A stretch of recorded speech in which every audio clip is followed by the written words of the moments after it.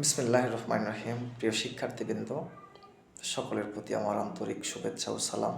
আসসালামু আলাইকুম। আসছে ফেব্রুয়ারি 1 তারিখ হতে আমরা আমাদের জুম অ্যাপসের মাধ্যমে অনলাইন ভিত্তিক ক্লাসের কার্যক্রম শুরু করতে যাচ্ছি। অনলাইনে ক্লাসের মধ্যে থাকছে আমাদের তিনটি সাবজেক্ট। প্রথমটি ইংলিশ ফার্স্ট পেপার, দ্বিতীয় ইংলিশ সেকেন্ড পেপার, তৃতীয় ম্যাথ। এই তিনটি সাবজেক্টের উপর আমরা নিয়মিত ক্লাস নেব। ক্লাসের সময় হবে প্রতিদিন সন্ধ্যা 7টা থেকে রাত 10টা পর্যন্ত। অবশ্যই আমরা ক্লাসের শিডিউলগুলো ক্লাস ওয়ারি আমরা আমাদের জুম অ্যাপসের ভিতরে যে মিটিং শিডিউল রয়েছে ওখানে আমরা সেট আপ করে দেব। আপনারা ওখান থেকে ক্লাস ওয়ারি প্রত্যেকে জানতে পারবেন। তো আমি আরও একবার আমাদের জুম অ্যাপসের মাধ্যমে অনলাইন ক্লাস করার জন্য যারা আগ্রহ প্রকাশ করেছেন তাদের প্রত্যেককে আমার প্রত্যেকটি ভিডিওতে স্বাগতম জানাচ্ছি। আমরা আজকে মৌখিক অর্থাৎ আমার চেহারা দেখিয়ে দেখিয়ে একটি অনলাইনে ক্লাস নিচ্ছি।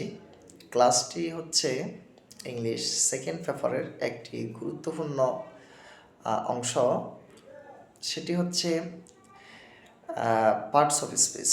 অর্থাৎ পার্টস অফ স্পিচ হচ্ছে ইংলিশের জন্য একেবারে একটি মৌলিক জিনিস। এই মৌলিক বিষয়ের উপর আমরা এখন মৌখিক প্রাথমিক একটি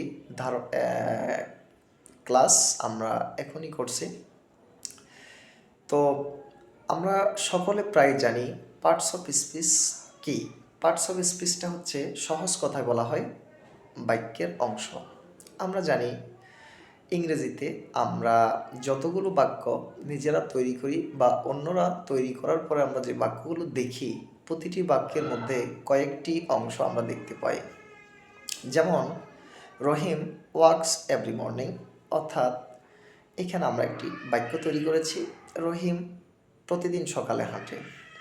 এখানে আমরা দেখতে পাচ্ছি বাক্যের মধ্যে 4টি অংশ রয়েছে, 4টি কিন্তু পার্টস অফ স্পিচ, অর্থাৎ এক একটা এক এক অংশ। আরও একটি বাক্য যদি আমরা তৈরি করি সেটি কি, হি ইজ অ্যান ইন্টেলিজেন্ট বয়, অর্থাৎ সে হয় একজন বুদ্ধিমান বালক। এখানে আমরা দেখতে পাচ্ছি বাক্যের মধ্যে কয়েকটি অংশ রয়েছে। কয়েকটি অংশ রয়েছে? প্রায় 5টি অংশ রয়েছে। হি একটি অংশ, ইজ একটি অংশ, অ্যান একটি অংশ, ইন্টেলিজেন্ট একটি অংশ, বয় একটি অংশ। এখানে বাক্যে 5টি অংশ রয়েছে। আর এই 5টি অংশের মধ্যে এক একটা কিন্তু এক এক পার্টস অফ স্পিচ, এক এক ধরনের পার্টস অফ স্পিচ। যেমন কোনোটা হয়তো প্রোনাউন, কোনোটা ভার্ব, কোনোটা হচ্ছে ডিটারমাইন বা আর্টিকেল, এরপরে কোনোটা অ্যাডজেক্টিভ, কোনোটা আবার নাউন বাক্যে ব্যবহার করা হয়েছে। তো আমরা জানি বাক্যের যতগুলো অংশ ব্যবহার করা হয় প্রত্যেকটা অংশ কিন্তু পার্টস অফ স্পিচ। তো এই পার্টস অফ স্পিচ কত প্রকার? পার্টস অফ স্পিচ মূলত 8 প্রকার। কী কী এগুলো? এগুলো আমি একটু ব্যাখ্যা দিয়ে আপনাদেরকে বলছি। ব্যাখ্যা হচ্ছে 1 নম্বরে নাউন। আর নাউনটা কি? নাউন হচ্ছে বাক্যে কোনো কিছুর নাম বোঝানো, অর্থাৎ কোনো কিছুর নাম বোঝালে তাকে নাউন বলে। কোনো কিছুর নাম বোঝালে তাকে কি বলা হয়? নাউন বলা হয়। যেমন কোনো কিছুর নাম বলতে কিসের নাম? স্থানের নাম, ব্যক্তির নাম, শ্রেণীর নাম বা কোনো বস্তুর নাম, হ্যাঁ, যে কোনো নাম বোঝালে সেটি নাউন হয়। তারপরে 2 নম্বর হচ্ছে প্রোনাউন। প্রোনাউনটা কি? প্রোনাউন হচ্ছে নামের পরিবর্তে, প্রোনাউনের অর্থ হচ্ছে সর্বনাম।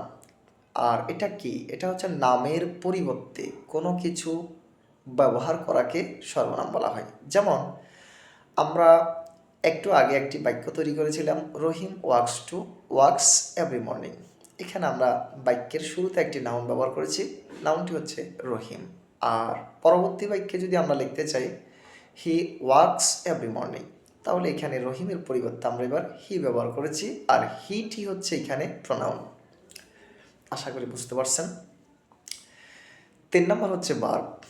ভার্বের অর্থ হচ্ছে ক্রিয়া, ক্রিয়া মানে কাজ, ক্রিয়া মানে কাজ, কাজ মানে কোনো কিছু করা, কোনো কাজ করাকে কাজ বলে, ক্রিয়া বলে, ভার্ব বলে।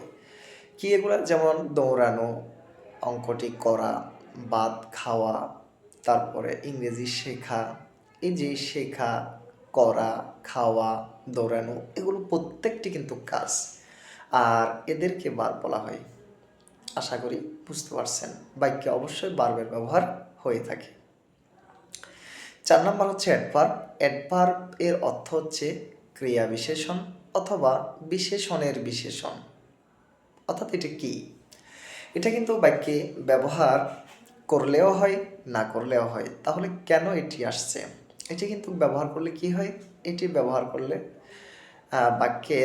বাক্যটি আরেকটু কোয়ালিফাই হয়, আরেকটু মডিফাই হয়, আরেকটু সুন্দর হয়। এটির কাজ কি? এটি কি করে? এটি করে বার্বকে সুন্দর করে, বার্বের গুণ প্রকাশ করে, অথবা অ্যাডজেক্টিভের গুণ প্রকাশ করে। যেমন কিভাবে প্রকাশ করে? যে Maliha is an intelligent girl. এখানে আমি একটি বাক্য বলেছি, Maliha is an intelligent girl, অর্থাৎ মালিহা হয় একজন বুদ্ধিমান বালিকা। এই যে এখানে ইন্টেলিজেন্ট শব্দটি হচ্ছে অ্যাডজেক্টিভ, আর তার পূর্বে যদি আমরা একটি শব্দ ব্যবহার করি ইন্টেলিজেন্টকে সুন্দর করার জন্য, তাহলে সেটি হবে অ্যাডভার্ব। যেমন কি ব্যবহার করা যায়? Maliha is an more intelligent girl, অথবা Maliha is a more intelligent girl. তাহলে এখানে মোর যে শব্দটি ব্যবহার করা হয়েছে ইন্টেলিজেন্টের পূর্বে, অর্থাৎ মালিহা হয় একজন অধিক বুদ্ধিমান বালিকা। তাহলে এই যে এই ইন্টেলিজেন্টকে মোর শব্দটি দ্বারা আরও সুন্দর করা হয়েছে, আরও কোয়ালিফাই করা হয়েছে। তাহলে অ্যাডভার্বের কাজ হচ্ছে ক্রিয়াকে এবং অ্যাডজেক্টিভকে কোয়ালিফাই করা। 5 নম্বর হচ্ছে অ্যাডজেক্টিভ। অ্যাডজেক্টিভ হচ্ছে বাক্যে কোনো ব্যক্তির বা কোনো স্থানের বা কোনো কিছুর বা নাউন বা প্রনাউনের দোষ, গুণ, পরিমাণ, অবস্থান ইত্যাদি বোঝানোকে অ্যাডজেক্টিভ বলে। যেমন ছেলেটি খুব সুন্দর।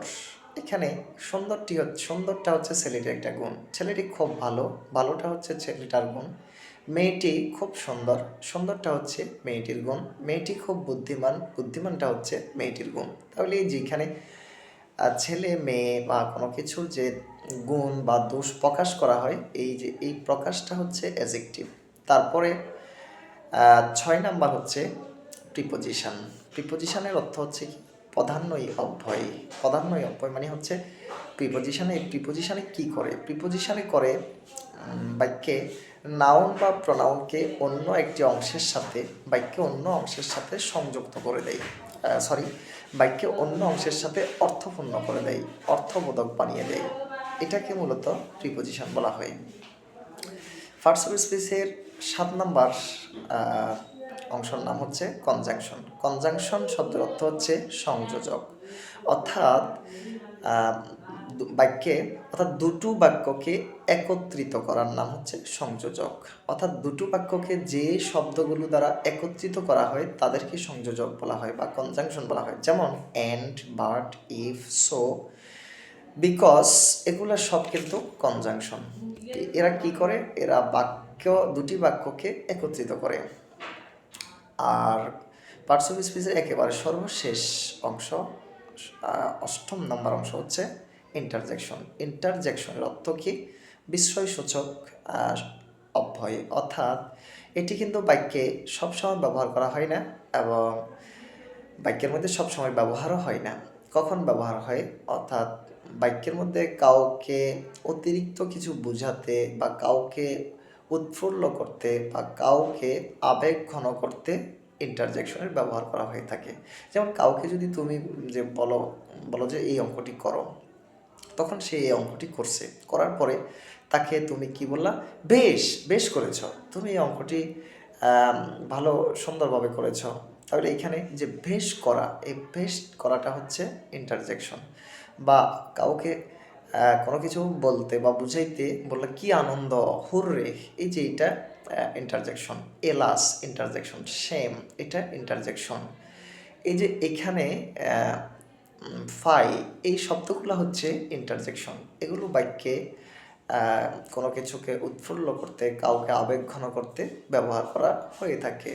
আশা করি পার্টস অফ স্পিচের প্রাথমিক ধারণাটি আপনারা বুঝতে পারছেন, বা ভিডিওটি যদি বারবার দেখেন তাহলে অবশ্যই আপনারা পার্টস অফ স্পিচের কিছু অংশ ক্যাচ করতে পারবেন। আর সবচেয়ে গুরুত্বপূর্ণ কথা হচ্ছে, পার্টস অফ স্পিচটা এইভাবে শুধু জানলে এবং শিখলে হবে না। পার্টস অফ স্পিচ প্রতিটি অংশ, যে 8 প্রকার বলছি, ভিতরে কিন্তু আরও প্রকারভেদ আছে। এই 8 প্রকারের ছাড়াও আরও প্রকারভেদ সহ সবগুলো বাক্যে কোথায় কোথায় বসে, এদের অবস্থান কোথায়, এগুলো যখন আমরা শিখতে পারবো তখন আমরা নিজেরাই পূর্ণাঙ্গ বাক্য তৈরি করতে পারবো আশা করা যায়। আর এই পার্টস অফ স্পিচ ব্যতীত ইংরেজি শেখা সম্ভব নয়। আমরা পরীক্ষায় পাশ করার জন্য, ইংরেজি সর্বোচ্চ আনসার করার জন্য, গ্রামার সর্বোচ্চ আনসার করার জন্য আমাদের যতগুলো আইটেম আমরা আনসার করতে হবে, প্রত্যেকটি আইটেমের জন্য কিন্তু এই পার্টস অফ স্পিচের প্রয়োজনীয়তা রয়েছে। যেমন আপনি যদি সাফিক্স অর প্রিফিক্স আনসার করতে চান, পার্টস অফ স্পিচ লাগবে। আপনি যদি without close and with close answer করতে চান, আপনাকে পার্টস অফ স্পিচ শিখতে হবে। আপনি যদি বলতে গেলে কি, আপনি যদি আর্টিকেল আনসার করতে চান তাহলে আপনাকে অবশ্যই পার্টস অফ স্পিচ লাগবে। আপনি যদি প্রিপোজিশন আনসার করতে চান, আপনার জন্য অবশ্যই পার্টস অফ স্পিচ লাগবে। এছাড়াও যতগুলো শূন্যস্থানের কাজ রয়েছে সবগুলো শূন্যস্থানের জন্য কিন্তু পার্টস অফ স্পিচ আবশ্যিক। তো সুতরাং আমরা অবশ্যই পার্টস অফ স্পিচটাকে গুরুত্ব দিয়ে শিখে নেব। ধন্যবাদ সবাইকে, ভালো থাকবেন।